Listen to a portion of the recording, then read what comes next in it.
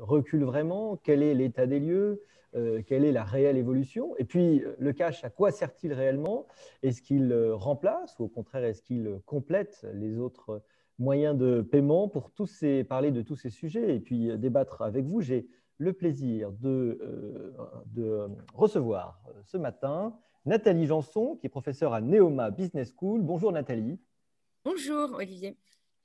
Et que je n'ai pas le plaisir de connaître en vrai, mais je n'espère pas qu'un jour au déjeuner sanitaire, on arrive tous à se revoir enfin et à faire des rencontres physiques. Enfin, entre-temps, ça nous permet d'avoir des gens qui ne sont pas forcément à Paris tout le temps et qui nous rejoignent, et on est quand même super contents.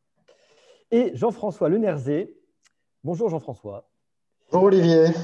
Vous êtes directeur des opérations chez Loomis France, et chez Loomis, l'argent liquide, ça vous connaît.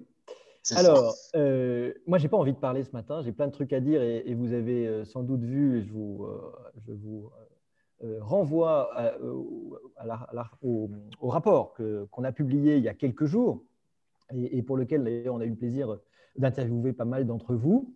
Et j'aimerais avoir votre sentiment. Alors évidemment, je vais commencer par Nathalie. Je sais que ça ne se fait plus, je suis désolé, mais voilà, je le fais. Pas très MeToo, oui. L'ancienne école. Nathalie, on a l'impression qu'il y a beaucoup d'idées qui circulent sur le cash. Est-ce que ce sont des idées reçues? Alors oui, en tout cas, ça dépend des pays dans lesquels sont véhiculées ces idées. En tout cas, on peut faire un constat en Europe, c'est qu'en fait, en Europe, le cash est encore très en vogue, et ce, malgré la crise. Le pays qui est situé, enfin le plus proche de chez nous, chez qui effectivement le cash est vraiment un problème en termes de diminution d'utilisation, c'est effectivement la Suède. La Suède est un pays où en fait le cash ne circule presque plus. Donc C'est vraiment, 2% des paiements, c'est ce que j'ai retenu, c'est oui, ça? c'est ça. C'est vraiment extrêmement faible comparé à nos économies où en fait on est largement au-dessus de 50% quand même encore dans les transactions. Il est vrai que le cash a de beaux jours parce que c'est un moyen de paiement très facile à utiliser. Il est assez ancien, c'est apparu assez vite. Historiquement, le cash est arrivé avec les banques, hein, parce que c'est tout simplement la capacité de faire de la monnaie papier. Donc, il fallait quelqu'un qui imprime et quelqu'un en qui on avait confiance. Et ce sont en fait les banques qui sont à l'origine en fait de cette impression de billets papier pour pouvoir remplacer l'or, parce que finalement l'or, ou les monnaies métalliques, mais disons que voilà, en Europe c'était plutôt l'or. Et comme c'était pas très pratique à transporter, puis on se souvient tous des films de KPDP où on pouvait se faire voler son or si on transportait, eh bien en fait on avait tout simplement des établissements qui étaient là pour recevoir l'or et émettre des billets. Donc des reconnaissances de dette finalement, hein, qui disaient qu'en fait ces billets c'était l'équivalent en or. C'est comme ça en fait que l'histoire du billet a donc commencé. Alors il y a eu une histoire privée du billet, il y a une histoire évidemment publique, hein, puisque aujourd'hui les billets sont la plupart, sont tous émis par des banques centrales qui sont en tout cas de près ou de loin plus ou moins publiques, mais en tout cas c'est la garantie publique qui garantit leur valeur. Mais néanmoins ces billets, en fait c'était une innovation de paiement, je dirais plutôt privée à la base. Voilà. Mais effectivement depuis ça fait quand même très longtemps, ça fait quand même plusieurs siècles, puisque bon, après ça dépend du développement bancaire de chaque pays, mais disons que ça, voilà, on remonte quand même à très loin pour les billets de banque, et donc ça a survécu toutes ces années. Et je dirais que la vraie innovation, la première fois où en fait le billet a été concurrencé dans son essence, c'est effectivement par le Bitcoin. Qui est venu le chahuter. On parlera un petit peu des crypto-monnaies, évidemment, parce que c'est quelque chose qui nous intéresse ici. Notre premier rapport chez Sapiens, ça s'appelait Bitcoin, Totem et Tabou, il y a 3 ans. Que j'ai beaucoup cité. Oui, merci. Je crois que c'était un rapport qui, effectivement, n'a pas été démenti depuis, donc c'est intéressant. Et Tout à fait.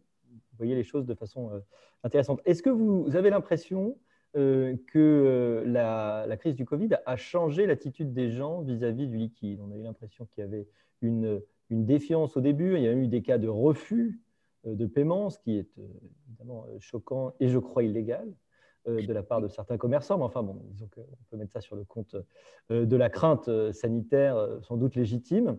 Est-ce que le Covid marque un réel tournant du point de vue de notre rapport au cash? Je dirais pas forcément. Alors, il y a quand même un phénomène, c'est que, étant donné que les établissements, enfin les commerçants ont commencé à accepter les paiements pour des montants inférieurs, parce que vous savez aussi que la législation n'est pas non plus neutre par rapport au fait qu'il y a une survivance ou pas du cash, et les histoires de commission sur les cartes de crédit ont joué souvent sur le fait que dans un pays, finalement, le cash circule plus ou moins. Voilà, on a toujours en tête ces petites précisions dans les magasins. Ne prends pas la carte bleue à moins de 15 euros. Ou, voilà. Donc, voilà. Donc, déjà, le fait que avec le Covid, on a bien vu il y avait des craintes. Donc, vous avez eu effectivement un changement dans la possibilité d'utilisation des cartes bancaires et vous avez eu massivement une d'options plus larges, en fait, une acceptation plus large de la carte de crédit dans les petits paiements. Alors, sans doute, ça contribue effectivement à diminuer l'utilisation du cash de ce point de vue-là. On a effectivement une utilisation plus simple qu'avant des moyens dématérialisés. Maintenant, l'existence du cash aussi, elle est liée à son utilité par rapport à ceux qui ne sont pas bancarisés déjà, savoir si pour eux, effectivement, c'est plus facile d'avoir du cash que d'autres moyens. Donc ça, c'est une partie importante. Et la deuxième partie importante aussi, non négligeable, surtout dans certains pays européens, c'est effectivement la fameuse existence de l'économie grise, voilà, où il y a l'évasion fiscale, c'est-à-dire toute l'activité qu'on n'a pas envie de déclarer. Et je dirais que par temps de Covid, eh bien, peut-être que finalement, elle est quand même bien là, cette partie-là, parce qu'on a des entreprises qui continuent effectivement à avoir une activité, mais qui peut-être parfois préfèrent effectivement avoir des transactions en cash parce qu'en fait, ils ont des besoins de cash. Donc, en fait, on voit bien que dans les pays, puis même historiquement, on a tous eu l'expérience, quand vous allez dans les pays comme la Grèce ou l'Italie, du Sud en particulier, pendant très longtemps, il y a une grosse résistance de l'acceptation des moyens de paiement dématérialisés, enfin des moyens de paiement de style carte de crédit, carte de débit, alors qu'en fait, et là c'est effectivement directement lié à l'évasion fiscale. Donc je dirais que tant que les structures, enfin que les incitations fiscales sont les mêmes, voilà, il y a quand même une bonne inertie pour la survivance du cash de ce point de vue-là. Alors, la question du rôle social et puis du rôle gris du cash sont vraiment passionnantes. Est-ce qu'elles sont proches effectivement, pour en parler, mais j'aurais envie effectivement, de l'approfondir tout à l'heure. Mais d'abord, je me tourne vers Jean-François. Jean-François, vous êtes un praticien du cash, de l'argent liquide, et donc vous voyez au quotidien comment ça se passe. Alors, j'ai envie de vous demander à la fois, est-ce que cette année qui vient de passer, a changé les choses, et surtout, dans quelle tendance générale, aujourd'hui, à votre point de vue, le cash s'inscrit?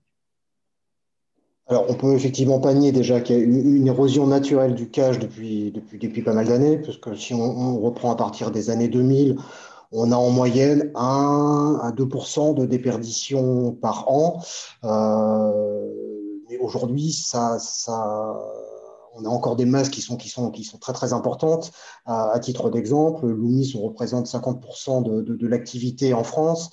On transporte encore jusqu'à 70 milliards par an. Donc, on a énormément de cash en circulation. Vous parliez de la crise Covid tout à l'heure et des impacts. Et je pense que quand on fait une analyse sur ce qui s'est passé en 2020, effectivement, on a des moments donnés où le cash s'est complètement écroulé. Je pense au premier confinement où on a perdu jusqu'à 50-60% de nos volumes. Toutefois, dès que le confinement est terminé, on est reparti sur des volumes qui étaient avoisinants de ce qu'on connaissait déjà en 2019. Et à la faveur de l'été, avec des choses qui étaient à nouveau possibles, on a recouvré pratiquement 90% de nos volumes, alors même que les touristes étrangers, je pense aux Russes, aux Chinois, aux Allemands, aux Espagnols, n'étaient pas présents chez nous. Et ce sont des gros consommateurs de cash. Donc oui, dès qu'on desserre un peu les taux, finalement, le cash revient naturellement.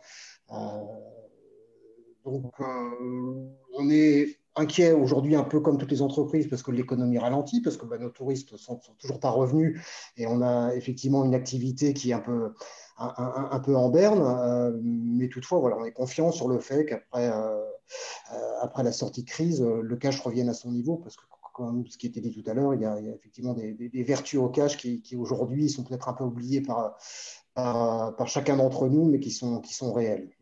C'est quoi la place du cash aujourd'hui encore dans les paiements? Est-ce que la France est très différente des autres pays? Donc, on a parlé de la Suède où le cash est très peu présent.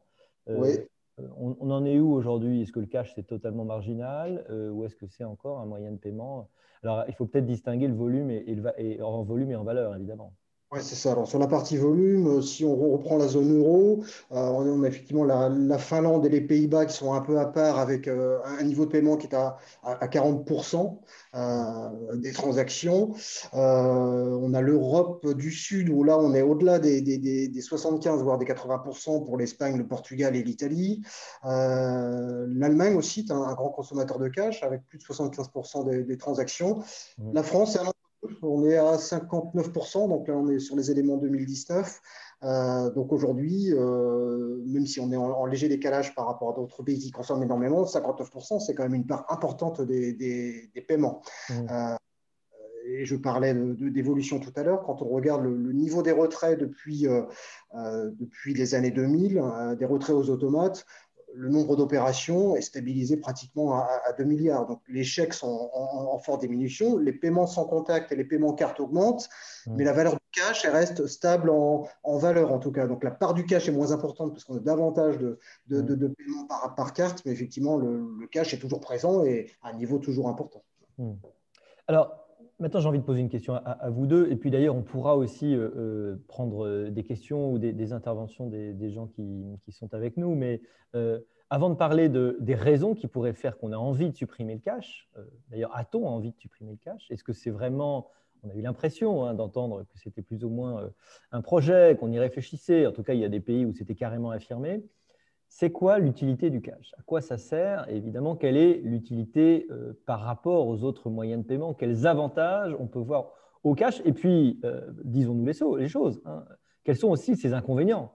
Quels sont les problèmes liés au cash, des coûts spécifiques, des dangers spécifiques, des conséquences sociales spécifiques? Je me lance. Par exemple. Oui. Alors, je dirais que ses avantages, c'est qu'effectivement, il est acceptable directement. Enfin voilà, une fois qu'on se le passe très facilement de main à la main, il est très facile à transporter. Faut quand même aller le retirer. Donc, voilà, donc on l'a pas quand même tout le temps disponible. Ça fait partie des inconvénients, avec aussi le fait qu'il s'abîme. Alors ça, je crois que si on a tous vu les séries sur le cartel sur la drogue, on se rappelle de ces scènes où quand ils déterrent les sacs de dollars, ils sont tous abîmés. Oui. Donc voilà, par exemple. Ils auraient mieux fait d'avoir des crypto-monnaies, ça n'aurait pas pourri. Voilà, exactement. Donc on voit qu'effectivement, il y a quand même il y a des inconvénients aussi, la contrefaçon. Même si aujourd'hui on est assez fort, enfin, il y a des techniques très bonnes en termes de contrefaçon. Donc aujourd'hui, c'est sans doute peut-être un problème moins important qu'avant. Mais en tout cas, voilà, on va devoir refaire des recherches pour limiter la contrefaçon. Donc ça fait partie des choses effectivement qui sont problématiques. Voilà, donc ça c'est effectivement les problèmes majeurs, je dirais, la contrefaçon, le fait que on soit obligé de le remplacer et qu'on ait à se déplacer pour pouvoir en obtenir, puisque voilà, on n'a pas directement comme ça, contrairement aux moyens de paiement évidemment dématérialisés où on en bénéficie quand on veut, où on veut.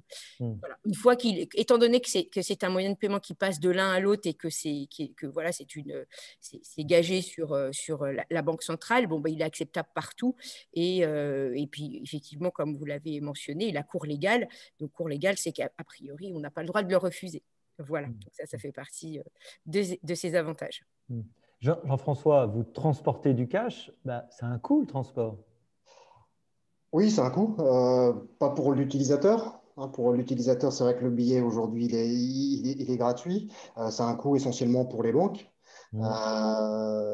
Ça a aussi effectivement un coût de fabrication, donc ça c'est effectivement repris dans l'étude. Mais quand on regarde le coût de fabrication ramené à la valeur faciale du billet, c'est finalement pas grand-chose. Oui, Se pose la question effectivement de la fabrication des pièces de 1-2 centimes. Ça, c'est du serpent de mer où effectivement on a une valeur de fabrication qui est supérieure à la valeur de la pièce, mais sur le reste des billets, aujourd'hui, chaque pays d'Europe est spécialisé dans une valeur faciale et on a aujourd'hui des schémas logistiques qui sont cohérents. Ce qu'il faut savoir aussi, c'est qu'aujourd'hui, transporteur de fonds, Loomis, on est à part entière dans le circuit et que les billets aujourd'hui sont complètement recyclés. Donc, ils sont recyclés au niveau de la Banque de France, mais ils sont recyclés au niveau de nos centres forts. Donc, un billet, il va circuler effectivement entre le commerçant, entre le client, entre particuliers, mais également quand il revient dans notre centre fort, qui sont traités, reconnus et remis en circulation. Donc, voilà, c'est une masse qui est vivante et qui circule en permanence. Les DAB, hein, les distributeurs automatiques de billets, je crois que ça fait partie quand même des coûts importants. Il faut les entretenir. Leur présence sur le territoire est une vraie question puisqu'elle conditionne l'accès au cash. C'est même d'ailleurs, je crois, une question importante en politique locale. On a souvent beaucoup entendu durant nos auditions des petits villages ou des endroits qui ne sont en tout cas pas des grandes métropoles nationales ou régionales qui disait que c'était un vrai enjeu, la présence. Est-ce que vous pouvez nous parler du coût de ces DAB et puis aussi de l'état du réseau? Alors effectivement, c'est aujourd'hui un coût important, une fois de plus, pour les banques. Un coût qui aujourd'hui est difficilement supportable dans certains endroits parce que les automates ne sont pas rentables. Donc, je ne vais pas rentrer dans les détails, mais c'est tout un système de commission. À chaque fois qu'un porteur va effectuer un retrait, il y a un système de commission derrière qui va s'effectuer. Et puis qui a augmenté récemment. Oui, c'est ça. C'est à 89 centimes. 89 centimes. Ouais. Les gens ne soupçonnent pas que la banque se voit facturer 89 centimes par retrait. Effectivement, pour facturer, mais d'un côté, effectivement, quand c'est le porteur d'une autre banque, la banque reçoit aussi les 89 centimes. Donc, il y a tout un système de compensation. Donc, il y a un coût, mais il y a des rétributions derrière aussi. Sur ce coût-là, sur des automates qui sont aujourd'hui dans des endroits où il y a assez peu de retraits, les banques préfèrent se désengager. Comme vous le disiez, on a de moins en moins d'automates sur le territoire. À titre d'exemple, c'est 3000 automates qui ont disparu ces 3 dernières années. Aujourd'hui, nous, transporteurs, on a des solutions, puisqu'on est capable, Loomis, d'installer nos propres automates en relation directement avec les mairies, puisqu'aujourd'hui, c'est effectivement le cash dans une commune, le rapport le dit très bien, c'est vraiment un aimant, c'est quelque chose qui va conserver l'activité commerciale et permettre à l'économie locale de survivre. On parle beaucoup de fractures numériques déjà dans les villages. Aujourd'hui, avec la disparition des automates, c'est une fracture géographique en fait qui s'opère quand on n'a plus d'automates bancaires dans un village, on est effectivement obligé de faire 10-15 km pour aller retirer et effectivement, c'est relativement compliqué. Donc, on a aujourd'hui nous, des solutions qu'on peut proposer. En installant des automates classiques qu'on connaît, mais il y a aussi des solutions différentes. Aujourd'hui, on est en partenariat Loomis avec une fintech qui s'appelle Sonec. On a l'exclusivité de la distribution au niveau national. Cette fintech distribue ce qu'on appelle un automate virtuel. Donc aujourd'hui, on associe le cash au digital. Sur la partie digitale, vous avez alors très rapidement, sur un portable, une application, vous allez vouloir faire un retrait, vous cherchez 20 €, il va vous géolocaliser et vous proposer le commerçant de proximité qui sera capable de vous donner 20 €. Donc cet automate virtuel, effectivement, c'est une solution pour avoir du cash partout où on le souhaite et une solution aussi pour lutter contre la désertification. Donc il y a aujourd'hui des nouvelles solutions qui sont aussi moins coûteuses que l'on délivre. C'est Joël qui nous dit là sur le chat que le cash peut être délivré par certains commerçants, notamment en milieu rural. Il y a des façons innovantes. Alors je crois qu'on a parlé là, on a introduit un sujet très important qui est celui du rapport du moyen de paiement à l'organisation du territoire et au problème évidemment de désertification que j'ai envie de lier aussi, à tort ou à raison, avec la question aussi de l'implication ou quel est le mot à la mode, du fait d'inclure, voilà, c'est l'inclusion, voilà le mot à la mode, voilà, de l'inclusion de certaines populations pour qui les moyens de paiement les plus innovants sont plus difficilement accessibles. Je crois qu'on ne se trompe pas si on dit que le cash aujourd'hui, pour certaines personnes, c'est la seule façon de payer, la seule façon réellement maîtrisée et utilisée au quotidien. Et évidemment, c'est plutôt des gens modestes et qui vivent dans des situations plutôt de précarité, où je me trompe. Non, je crois que c'est une réalité aujourd'hui. Effectivement, le rapport souligne qu'il y a aujourd'hui en France 3 300 000 personnes qui n'ont pas de carte bancaire. Donc, il faut effectivement du cash pour que ces personnes puissent vivre correctement. Le rapport parle aussi des migrants, parle aussi des 300 000 SDF qui sont en France. Donc aujourd'hui, c'est toute une population qu'on doit adresser et qui a besoin de cash. Et on le voit, nous, à notre niveau, au niveau de la fréquence de nos livraisons. Le début de mois, quand on verse les prestations sociales, on a vraiment un pic d'activité. Et on a une pression très, très importante pour aller livrer nos clients, notamment la Poste. Oui, Nathalie? Oui, tout à fait. Bon, on n'est pas le pire des pays à ce niveau-là, au niveau de la bancarisation des personnes les plus modestes. Mais c'est vrai que ça reste, dès lors où on n'a pas un compte bancaire, forcément, on ne peut reposer que sur l'utilisation du cash. Donc, il est important d'avoir cet accès. Alors, on peut voir que, par contre, il y a, par exemple, si on regarde dans des pays comme les États-Unis, il y a des moyens, effectivement, ça fait longtemps qu'on peut avoir du cash chez les commerçants. Et puis, on n'a pas forcément, même ça c'est vrai dans pas mal de pays qui ne sont pas européens, on n'a pas forcément aussi, les DAB ne sont pas restreints en fait aux banques. En fait, il y a d'autres intervenants qui sont sur ce marché. Mais c'est vrai qu'en France, c'est pas le modèle. Alors, peut-être que ça nous mène indirectement à une question importante. On parlait évidemment tout à l'heure de l'économie grise et on a l'impression que l'utilité du cash, c'est aussi pour servir à ces petites actions du quotidien qui ne sont pas nécessairement, qui ne passent pas qui passent sous le radar fiscal. Et ça nous mène à un des reproches importants qu'il nous faut affronter, c'est que le cash serait l'une des ressources utilisées par la criminalité, le grand banditisme. Vous parliez tout à l'heure des billets des narcotrafiquants. Tous ces gens-là, on le sait, ont des obligations essayent de blanchir leur argent de différentes façons. Donc, ils y arrivent. Et s'ils y arrivent, c'est parce que c'est du cash qui a plein d'avantages. Et donc, est-ce que vouloir supprimer le cash, pour le dire de façon claire, est-ce que vouloir supprimer le cash, ce n'est pas une bonne façon de lutter contre la criminalité ou est-ce qu'on se trompe? Je pense qu'on se trompe, étant donné qu'il y a une créativité, je pense, dans l'économie, enfin dans l'économie illégale, je pense que il y a une créativité sans limite. Et donc, bon, certainement, il faudra un temps d'adaptation, puisque s'il n'y a plus de cash, il faudra bien faire autrement. Mais on l'a bien vu. Bon, moi, c'est une de mes théories qui est peut-être complètement fausse, mais c'est vrai que j'ai toujours estimé que une des raisons pour lesquelles, au début du Bitcoin, il y a eu il y a eu une diffusion du Bitcoin, c'est aussi parce que ça représentait une innovation pour certains d'activités qui sont dans l'activité illégale. Donc, parce que jusqu'à maintenant, l'activité illégale, effectivement, elle avait le cash qui n'a pas d'odeur, puisque c'est effectivement ça sa vertu, c'est fongible. Comme disait Vespasien, n'est-ce pas? Exactement, tout à fait.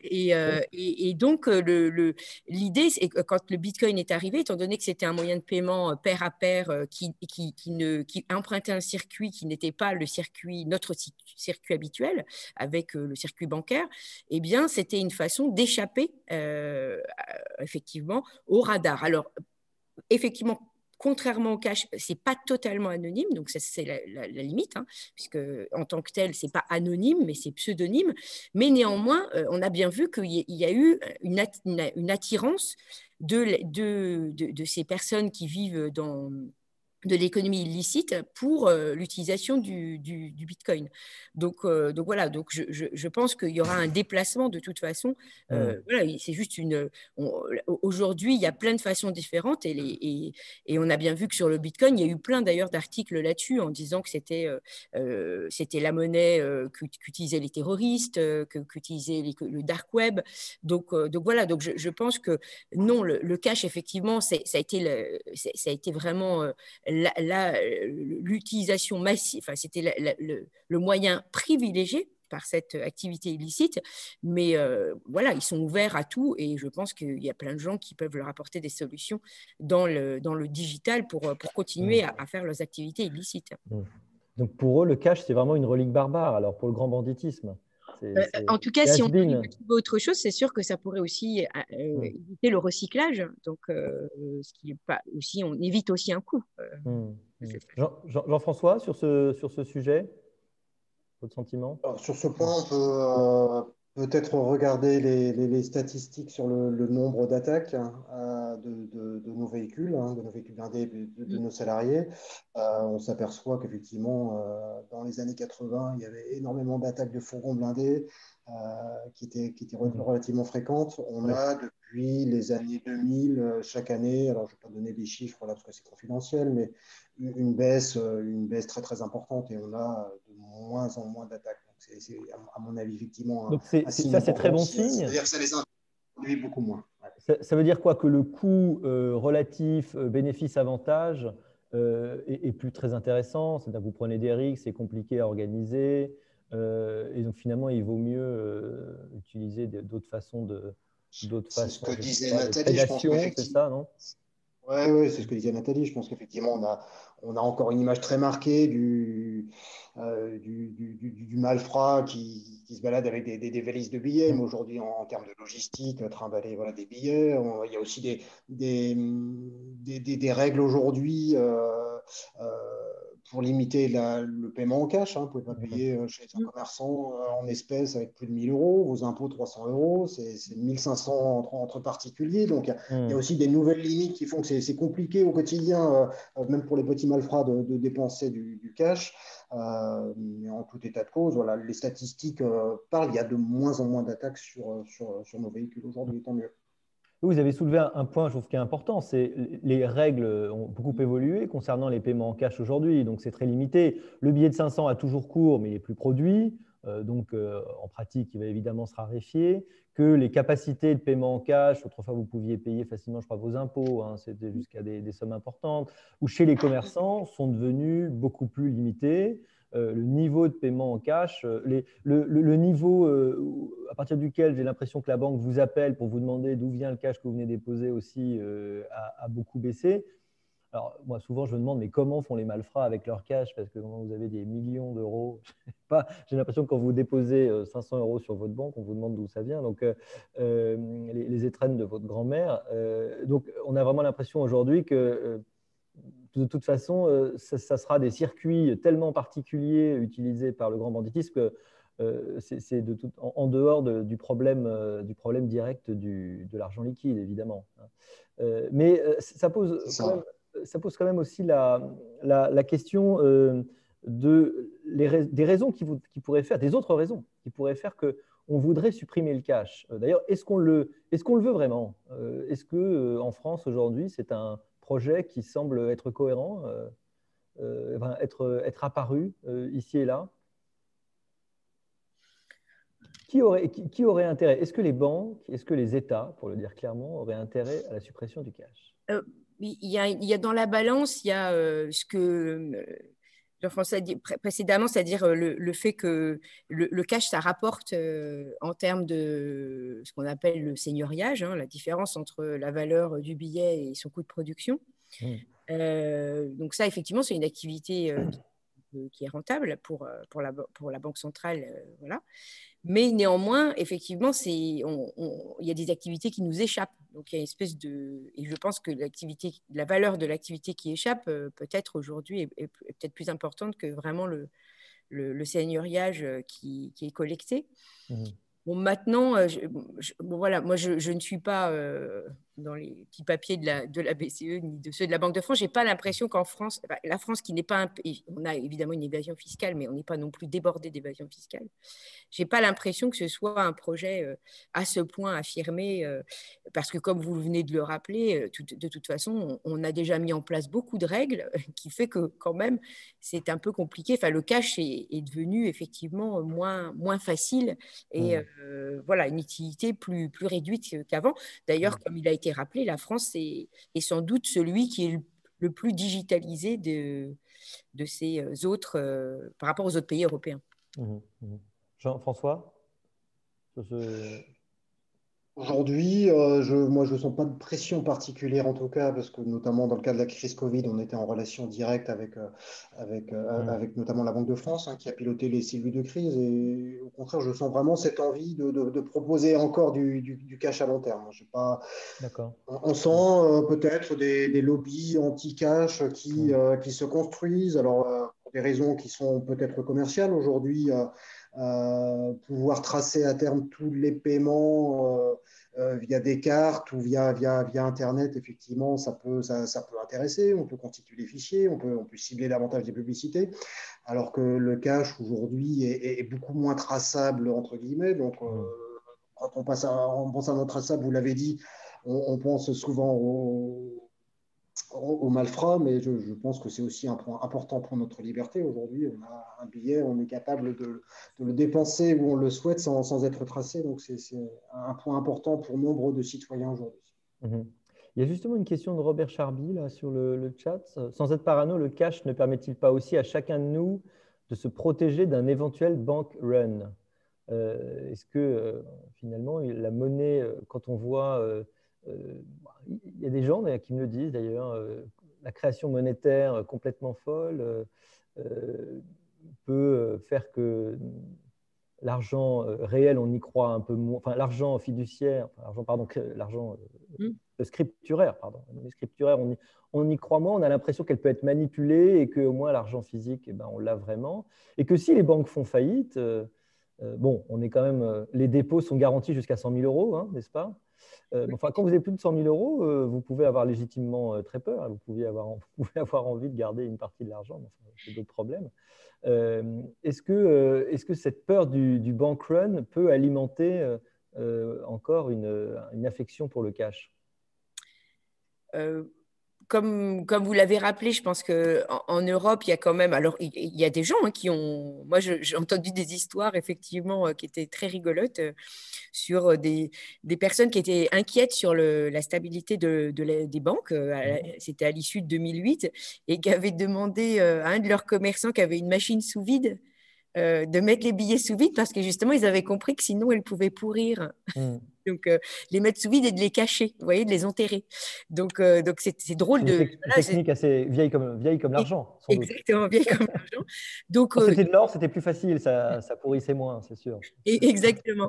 Donc, je pense que l'idée existe toujours chez certains.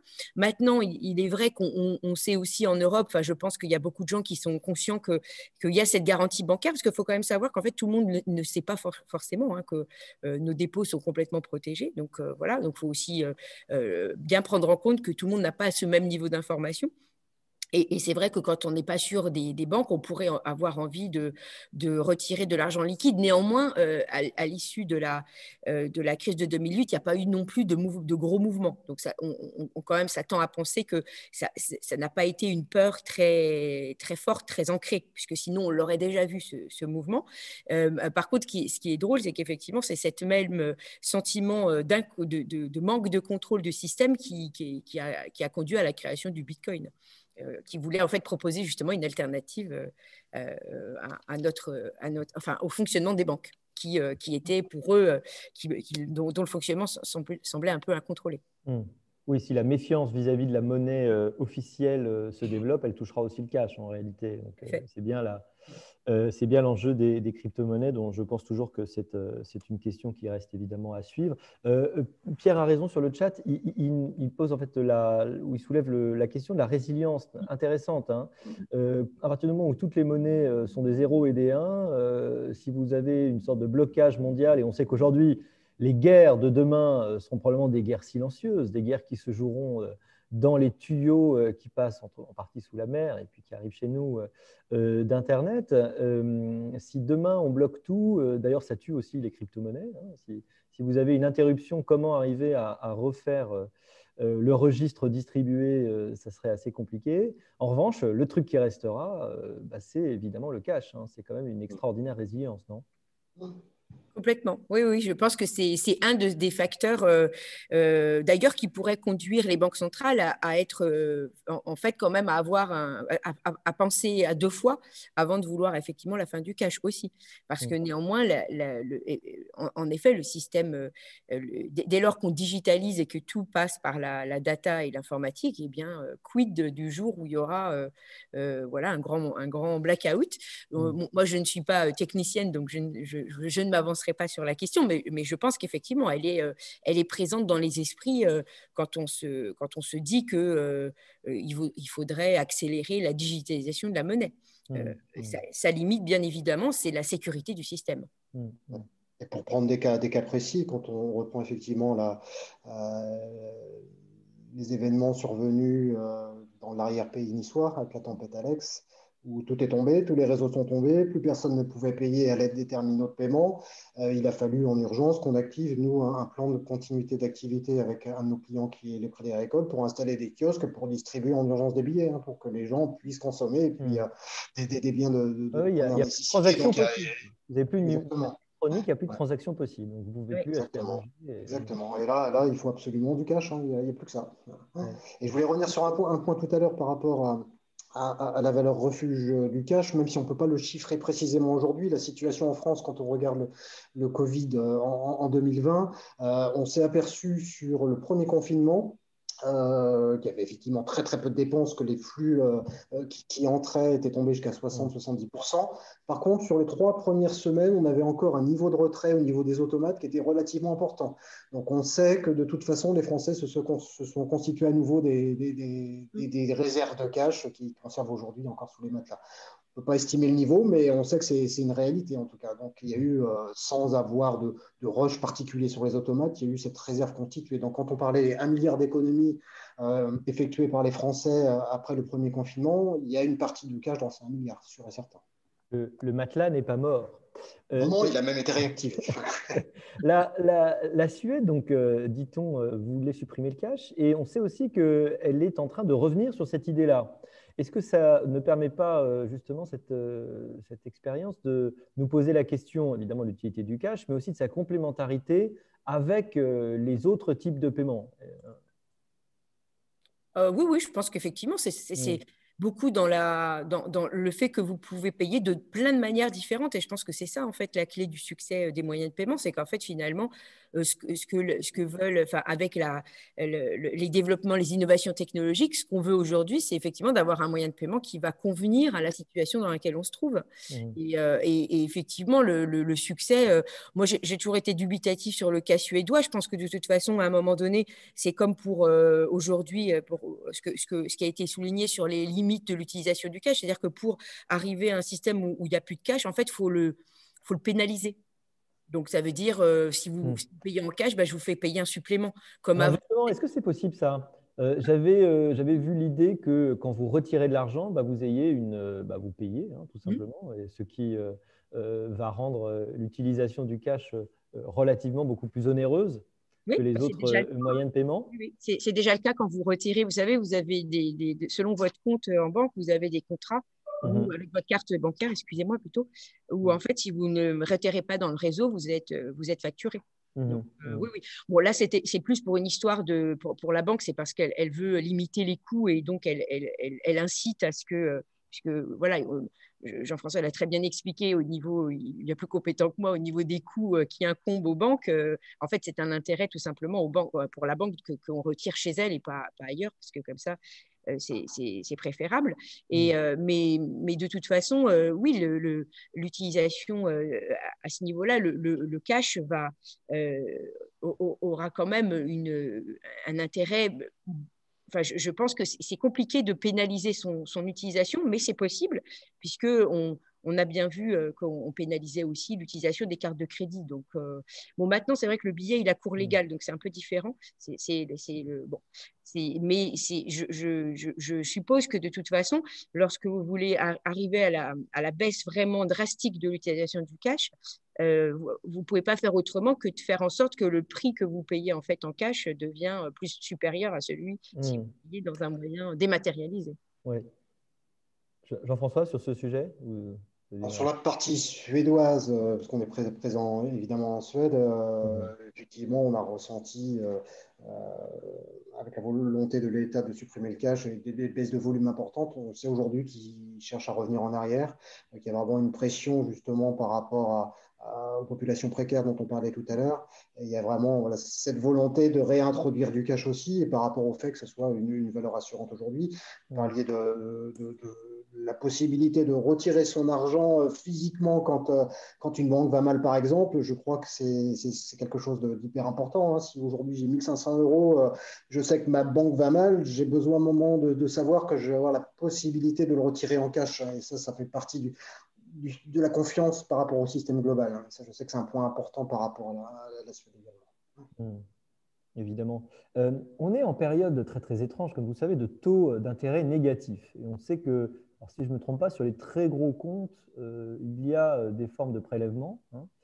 Est-ce que si ça ne dure pas, si ça ne s'accentue pas, enfin plutôt si ça dure, si ça s'accentue, et donc si on doit étendre à plus, à d'autres gens, à des niveaux moins élevés, une forme de prélèvement, est-ce que ça risque pas justement de favoriser le cash, parce que lui, il va être le seul à ne pas avoir cette espèce d'érosion extraordinaire des taux d'intérêt négatifs. Est-ce que c'est concevable, ça?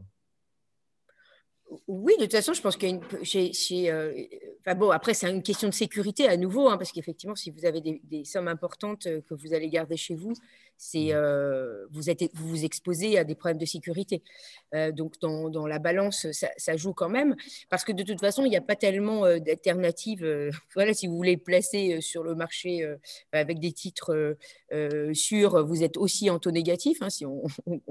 Si on regarde ce qui se passe sur les taux, les taux sont tous négatifs. Donc, c'est vrai qu'aujourd'hui, celui qui veut quand même garder relativement disponible une somme d'argent, en fait, il a peu de moyens d'avoir un retour sur investissement qui soit extrêmement positif. Donc, bon, après, en France, on a effectivement toujours le livret A, au moins, qui ne nous assure pas une négativité. Donc, voilà.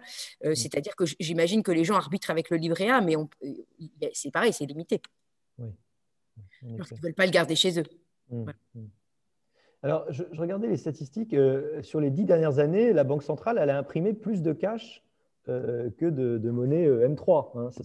Ça prouve bien que, enfin, ça semble prouver quand même une forme de préférence et de soutien au cash. On a l'impression que la Banque centrale n'est pas du tout en train de condamner ces moyens de paiement. Ça, c'est très, très clairement. Très clairement. Alors, je regarde les questions parce que comme il nous reste 15 minutes, on va en profiter. Ne jouons-nous pas un moyen de paiement public versus des moyens de paiement dans les mains d'entreprises privées? Cela pose-t-il un problème de gouvernance économique? Je ne suis pas totalement sûr de comprendre ma question. Mais, je vais laisser Nathalie répondre. Nathalie. Bien joué. Je pense que oui, on fait référence, c'est-à-dire qu'effectivement, les moyens de paiement comme les cartes, enfin voilà, tout ce qui est dématérialisé, c'est donc géré par des entités privées. Des entreprises, oui. Voilà, alors là, on retrouve cette problème de gouvernance. On l'a retrouvé, je pense, très clairement quand il y a eu le projet de Facebook avec Libra qui est devenu Diem. C'est-à-dire qu'effectivement, on se dit que si un jour les moyens de paiement privés dominent, eh bien, c'est eux qui ont la main sur la façon dont le système de paiement est organisé. Donc, j'imagine, enfin, peut-être que j'interprète mal, mais il faut me le dire, mais c'est effectivement ça qui est en jeu. Donc là, on voit bien qu'effectivement, il peut y avoir des limites, mais même dans la réflexion d'ailleurs sur les monnaies banque centrale, oui, les monnaies banque centrale digitales qui sont en ce moment assez enfin, les banques centrales s'y intéressent sérieusement puisque la Banque centrale chinoise est déjà en phase de test. On voit aussi qu'il y a cette question qui est là, c'est-à-dire qu'on sait que le privé innove sans doute, enfin, voilà, une capacité d'innovation et d'agilité plus grande que la Banque centrale, enfin, que la sphère publique. Mais néanmoins, comment en fait comment on va organiser le système de monnaie banque centrale digitale où il y a une espèce de coopération avec la Banque centrale qui a quand même encore la main effectivement sur la gouvernance. Donc c'est pour ça parce que la Banque centrale est consciente qu'elle pourra difficilement organiser l'intégralité de contrôler l'intégralité de cette monnaie digitale, mais en même temps, il faut avoir une borne acceptable pour les deux, pour qu'à la fois ceux qui innovent au niveau privé puissent contribuer et pour que la Banque centrale ait quand même continue à avoir un contrôle sur ces développements. Mais oui, bien évidemment, c'est au cœur du balancier en fait sur la configuration future de ces systèmes de paiement digitalisés dans le futur. Oui. Vous posez aussi la question de l'innovation. Alors, est-ce qu'on innove dans le cash aujourd'hui? Est-ce qu'on peut innover avec un système de paiement? On a l'impression justement qu'il est basique, qu'il est ancien. Mis à part imprimer des nouvelles pièces, est-ce qu'il y a des innovations? Et puis, justement, sur le digital et les crypto-monnaies, il y a une question d'Ariane aussi. Oui, je crois qu'il y a une façon de faire en sorte que, mais bon, je ne voudrais pas trop m'avancer là-dessus, mais il me semble qu'effectivement, j'ai lu qu'il y avait des moyens en fait de rendre la monnaie cash numérique, c'est ça? Exactement, du cash Peut-être numérique. que Jean-François va nous en dire plus. Voilà. En tout cas, ouais, alors sur les nouveautés par rapport au cash, on travaille nous énormément sur le fait de faciliter l'accès au cash à chacun des citoyens. J'en parlais tout à l'heure, ce partenariat avec Sonect, où aujourd'hui un commerçant servira entre guillemets d'app virtuelle, donc ça c'est un peu nouveau. On parlait du risque de contamination sur les billets tout à l'heure. Aujourd'hui, il faut savoir, et vous le voyez tous, des nouvelles machines qu'on installe, notamment dans les réseaux de boulangerie. Vous pouvez payer directement le cash sans passer par le main à la main, directement en ce qu'on appelle en front office. Vous introduisez vos billets dans la machine, vous récupérez la monnaie. Donc, effectivement, un marché complètement dynamique avec du digital qui va se greffer finalement à la distribution du cash. Donc, on a effectivement beaucoup de produits. Sonect est un produit important à mon avis parce qu'on va effectivement, avec ce produit-là, être capable de repenser complètement la distribution du cash au niveau national. Mais on est effectivement à l'affût. Il y a énormément de nouveautés. On parlait tout à l'heure de liberté. J'ai vraiment l'impression que c'est un point important. Et donc, si on a 10 minutes, je trouve que c'est important d'en parler. Un point qui est frappant quand on regarde les différents pays, c'est que l'un des pays où le cash a reculé le plus rapidement, le plus drastiquement, c'est un pays comme la Chine, par exemple. De façon volontaire, on dit « Ah, c'est formidable, ils sont hyper technophiles. » Bon. Est-ce qu'il n'y a pas, c'est évidemment une question assez rhétorique de ma part, mais est-ce qu'il n'y a pas un agenda politique derrière et que l'avantage concret de la disparition du cash, c'est évidemment le traçage, on y a fait allusion, le traçage complet et parfait des paiements dont on sait qu'il est articulé avec le traçage de ce que vous racontez sur WeChat et de vos déplacements dans la rue via les caméras de reconnaissance faciale. Et tout ça va faire une magnifique note sociale qui va montrer, donc jusque-là, quand vous payez en cash, quand vous payez avec vos cartes, vous aviez une carte de fidélité, vous aviez des points, et bien là, vous allez avoir des points si vous êtes évidemment un gentil citoyen et que vous traversez bien dans les clous. Est-ce que ce n'est pas justement le contre-exemple de l'intérêt, ça prouve justement que le cash, en tout cas, moi, pour le dire très clairement, j'y crois, est un des derniers remparts de notre liberté, de la liberté du citoyen. Et vous vous souvenez, dans les manifestations de Hong Kong, les gens laissaient du cash sur les machines de billets dans le métro hongkongais pour que les manifestants puissent reprendre un billet sans avoir à donner leur identité. Oui, oui, complètement. Enfin, en tout cas, oui, oui, je souscris entièrement à cette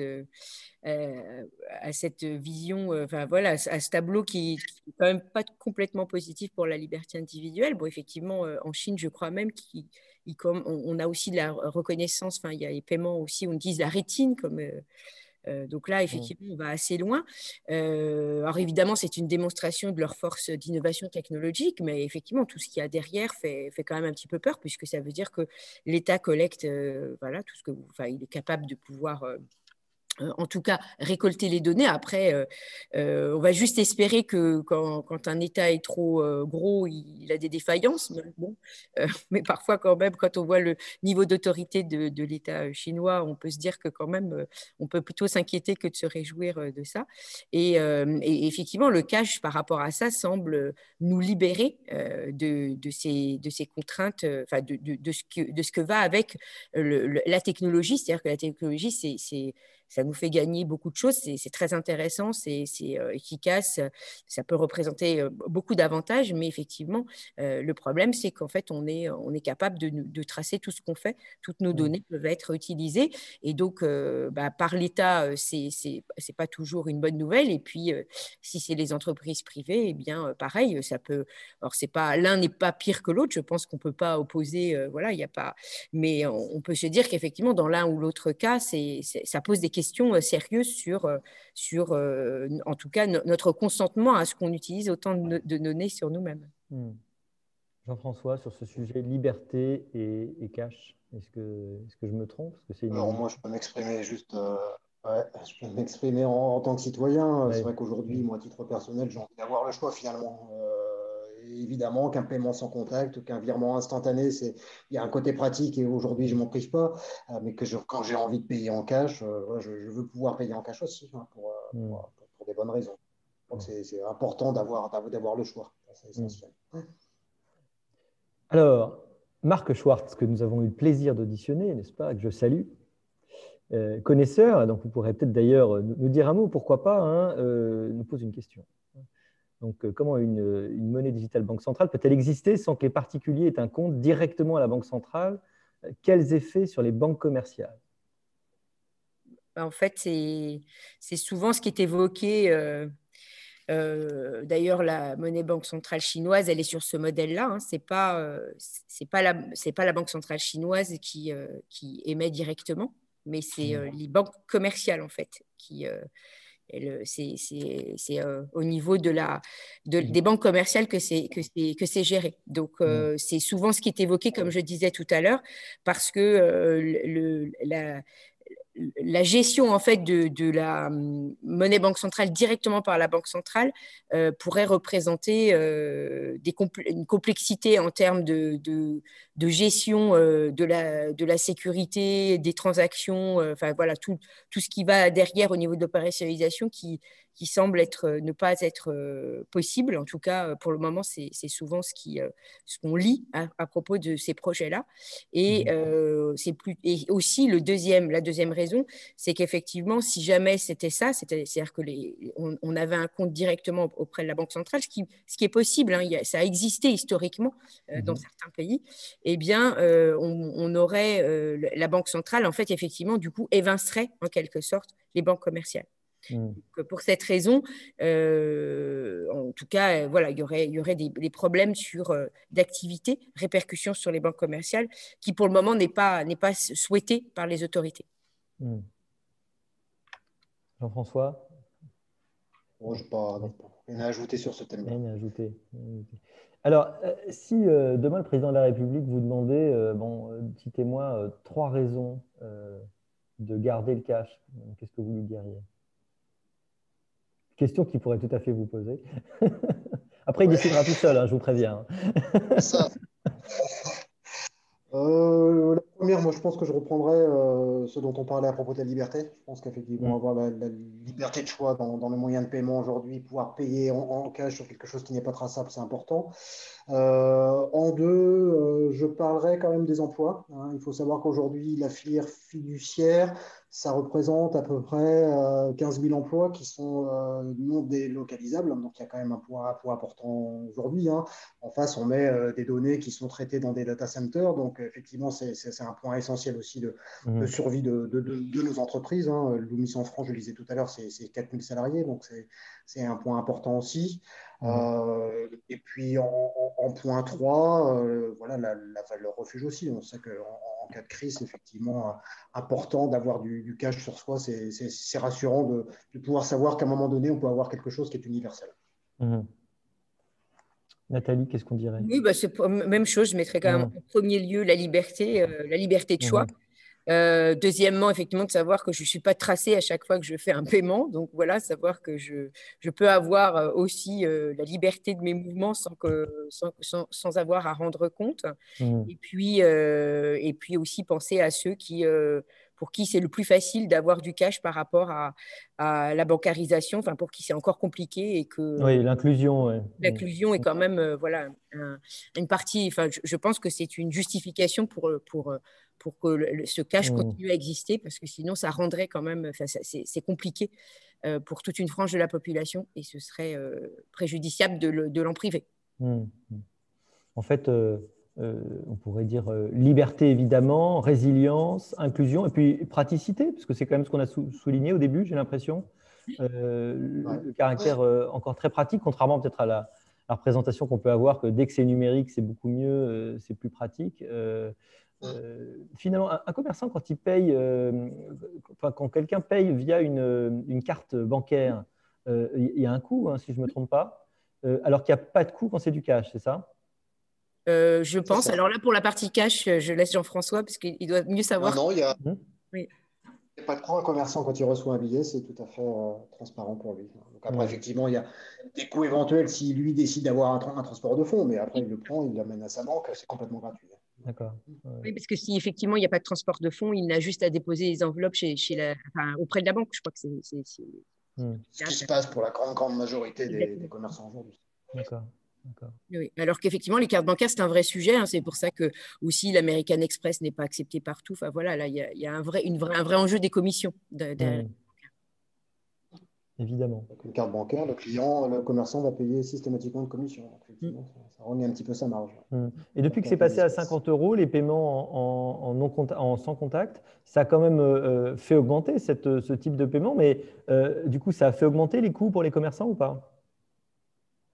Parce que souvent, l'argument, c'était je préfère que vous payiez pas. Est-ce qu'il y a quelque chose qui a changé récemment de ce point de vue-là? Parce qu'on a l'impression que les commerçants sont beaucoup plus ouverts à des paiements, même pour des petits montants, d'ailleurs. Ben, en fait, c'était la question que je me posais, mais honnêtement, je n'ai pas la réponse parce que j'ai pas vu l'information. C'est effectivement de savoir si ça s'était accompagné d'une baisse des prélèvements. Voilà.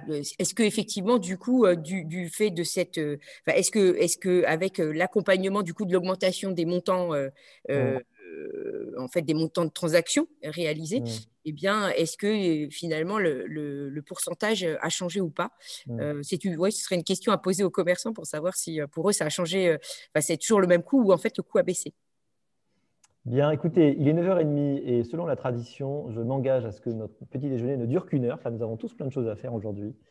En tout cas, je vous remercie tous. Merci à Nathalie, merci à Jean-François. Je trouve que c'était passionnant.